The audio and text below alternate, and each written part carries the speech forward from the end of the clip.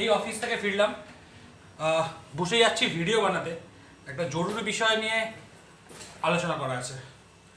সেটা হলো আজকে হয়তো সকলে যারা খবর রেখেছো তারা জানো যে 50টার বেশি মোহনবাগানের ফ্যান ক্লাবস তারা তাদের অ্যাক্টিভিটি বন্ধ করে দিয়েছে। মানে 27 তারিখ যে ডার্বিটা হয় সেখানে তাদের টিফো অ্যালাউ করা হয়নি, সেই কারণে তারা আজকে নোটিশ দিয়ে বিভিন্ন তাদের পেজে নোটিশ দিয়ে তারা তাদের বলেছে যে আমরা সমর্থনে থাকবো, কিন্তু আমরা আমাদের অ্যাক্টিভিটি বন্ধ করে দেবো। ন্যায্য দাবি ছিল, কার বা কাদের নির্দেশে এই ঘটনাটা হলো, কোনো আতঙ্কে এই নির্দেশ কিনা, এটা তো হোম ম্যাচ ছিল, তাহলে আগেই সমর্থকদের কেন জানিয়ে দেওয়া হলো না যে টিফো নেওয়া হবে না। তারপরে এই ধরনের বিভিন্ন ধরনের প্রশ্ন তারা করে। 50টার বেশি একসাথে করেছে।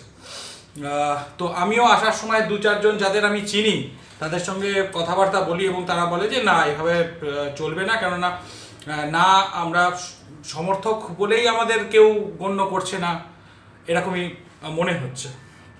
কারণ যেভাবে ওদের টিফোটা আটকানো হয়েছে, একটা দুটো টিফো যদি সেন্সারের কারণে আটকানো হয়েও থাকে, বাকি অনেক টিফো ছিল যেগুলো খুবই সুন্দর।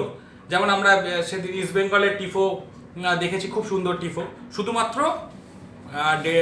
ডেলিভারেটলি মোহনবাগানের স্ট্যান্ডগুলোতেই টিফোগুলো আটকানো হয়। এবং অনেকগুলো, আমি নাম যদি নিই তাহলে মোহনে মাতারাম আছে, বেলেঘাটা মেরিনার্স আছে, মেরিনার্স বেস ক্যাম্প রয়েছে, অনেকের টিফো আটকানো হয়। প্রায় 8-10খানা টিফো যতদূর আমার ধারণা সেইগুলো আটকানো হয়।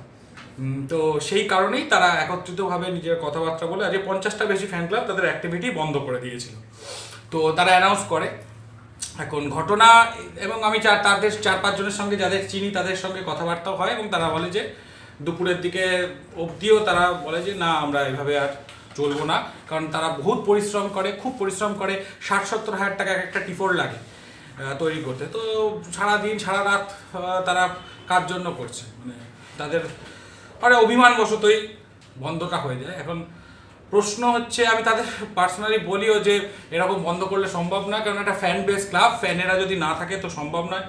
বরং যে বিদ্রোহটা রয়েছে, তাদের যে দাবিগুলো রয়েছে, এটা সংগঠিত করে করা ভালো। তো তারা নিজেদের মধ্যে কথাবার্তা বলছিল, এমন অবস্থাতেই আজকে ক্লাবের পক্ষ থেকে, ইনফ্যাক্ট ক্লাবের হায়ার ম্যানেজমেন্টের তরফ থেকে, মোহনবাগান ক্লাবের হায়ার ম্যানেজমেন্টের তরফ থেকে 4-5টা বড় ফ্যান ক্লাবসের যারা আধিকারিক বলবো বা টপ নচ যারা, তাদের কাছে অ্যাপ্রোচ করা হয়, তাদের কাছে ফোন যায় পার্সোনালি, এবং তারা বলে যে আমরা একসঙ্গে বসতে চাই, আমরা আমাদের অ্যাক্টিভিটি তোমাদের জানাতে চাই। তোমরা এখনও SMS আসছে তাদের, তো আমরা একসঙ্গে বসতে চাই, আমরা জানাতে চাই যে আমরা কিভাবে, আমাদের কি কি কর্মসূচি, চাও খাই সবে, মানে আমাদের কি কর্মসূচি সেটা জানাতে চাই। এবং সেক্ষেত্রে তোমরা এসো এবং একসাথে বসে আমরা আলোচনা করবো, এভাবে তোমরা অ্যাক্টিভিটি থেকে চলে যাও। তো তাদের টনক নড়েছে, এটা খুব একটা বড় ব্যাপার। তবে ঘটনাটা যেটা তারা বলেছে যে 50টা ফ্যান ক্লাব আছে, বলছে প্রত্যেকের সঙ্গে কথা বলেই আমরা, যেমন ধরুন বেলেঘাটা মেরিনার্সের বোধহয় সুশান্ত তার কাছে ফোন গিয়েছিল, সুশান্ত পার তার কাছে ফোন যায়, এবং তিনি বলেন যে আমাদের ততদিন অবধি, যতদিন না আমরা নিজেদের মধ্যে একটা কনসোর্টিয়াম তৈরি করে আপনাদের সঙ্গে দিনক্ষণ ঠিক করে বসবো, ততদিন অবধি আমাদের এই কর্মসূচি চলতে থাকবে। তো আপাতত এই জায়গায় ব্যাপারটা দাঁড়িয়ে আছে। একজন ফুটবল সমর্থক হিসাবে, একজন মোহনবাগান সমর্থক হিসাবে আমার একটাই চাহিদা যে ব্যাপারটা দ্রুত নিষ্পত্তি ঘটুক। মানে এই ঘটনাটা এই জন্যই ঘটছে যে ফ্যান ক্লাবের সঙ্গে কর্মকর্তাদের একটা দূরত্ব তৈরি হয়েছে। সেই দূরত্ব আমি আশা করি অসেতু সম্ভব নয়, আনব্রিজেবল গ্যাপ নয়। তো সেক্ষেত্রে এটা খুবই সহজেই এটা মিটমাট করে নেওয়া যায়। আমার কর্মকর্তাদের কাছে আবেদন যে তারা খুব দ্রুত একটা দিনক্ষণ ঠিক করে এনাদের সঙ্গে বসুন, এবং আমার সুশান্ত দা, এমনি প্রত্যেকে 4-5 জন যাদের আমি চিনি, আর বাকি 20-30টা বড় ফ্যান ক্লাব আছে যাদের আমি চিনিও না, সবার কাছে আমার অনুরোধ, তা আপনারা কনসোর্টিয়াম তৈরি করে একসঙ্গে ওনার সঙ্গে বসুন, ওখানেই ব্যাপারটা ফয়সলা হোক।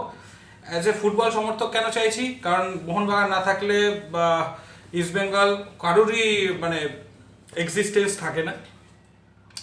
একটা মোহনবাগান একটা অত বড় নাম, দ্রুতই নিষ্পত্তি হোক। আমি এই ব্যাপারটা নিয়ে আমায় বলতে বলেছিল আজকে স্বাধীন দাস বলে আমার এক বন্ধু, আমার ইউটিউব বন্ধুই। তো না বলে দিলাম, ব্যাস এইটুকু বলার জন্যই, এইটুকুই বলার ছিল। ব্যাস তোমরা দেখতে থাকো, সঙ্গে রাখো, আরিয়ান স্ক্রিপ্টের সঙ্গে থাকো, ক্যারি অন উইথ আরিয়ান।